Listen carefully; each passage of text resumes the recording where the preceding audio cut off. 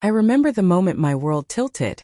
My phone buzzed while I was making coffee, the screen lighting up with her name. I smiled at first, thinking it was a simple text from my wife.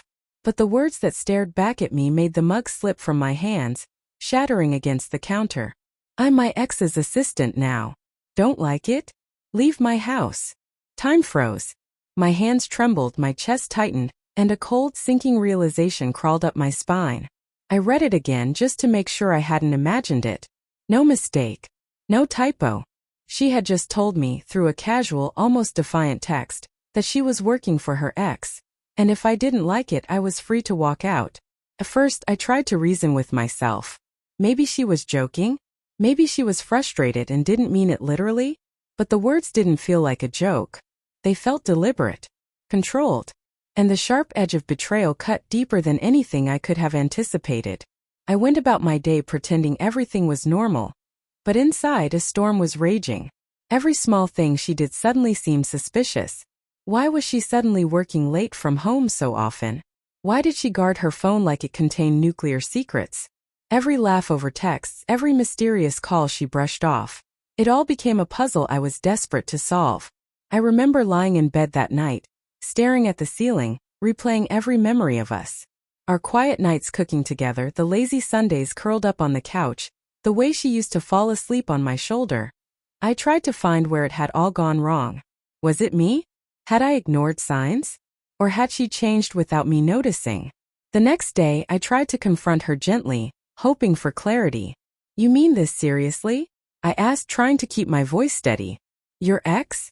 As your assistant? She didn't look ashamed. She looked frustrated, almost annoyed. Yes. He's paying me well. I help him with his work. And if you have a problem with it, maybe you should think about why you're so threatened. Her words landed like bricks. Not only had she crossed a boundary I thought was sacred, she had turned the blame onto me.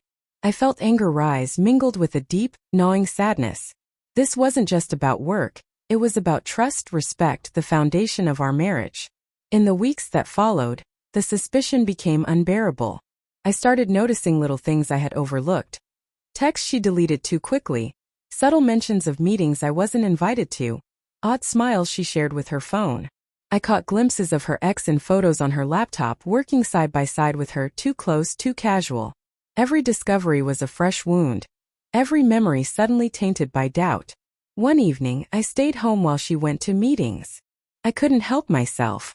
I checked her laptop, the evidence waiting like a trap I wasn't ready to see. Emails, casual but intimate chats with her ex, flirty jokes, playful banter, and hints of something beyond professionalism. My hands shook. My vision blurred. I realized then that the betrayal wasn't just a moment. It had been growing unnoticed until now. I confronted her that night, not with shouting but with raw, quiet pain. How long? I whispered. How long have you been doing this? She avoided my eyes at first, then sighed. I didn't mean for it to be like this. Started as work, but things got complicated. I didn't want to hurt you. Her remorse was there, but it wasn't enough. Not for me. I wanted honesty, not excuses. I wanted respect, not justification. And most of all, I wanted the woman I married, the one who once promised love and loyalty. She was gone. I left our home that night. Not angrily, not vengefully. Just quietly, with only the essentials, carrying the weight of heartbreak but also the clarity of self-respect. Walking away hurt, but it also freed me from the constant erosion of trust. In the months that followed, I rebuilt my life piece by piece. Every small victory, laughing without fear, enjoying solitude, finding confidence again, felt like reclaiming something I thought was lost. I learned that love cannot thrive where respect is absent, and that betrayal, though painful, can teach resilience. Sometimes I remember her text, the cold defiance behind it, and I still feel a twinge of heartbreak. But more often I feel quiet pride. I survived. I reclaimed myself.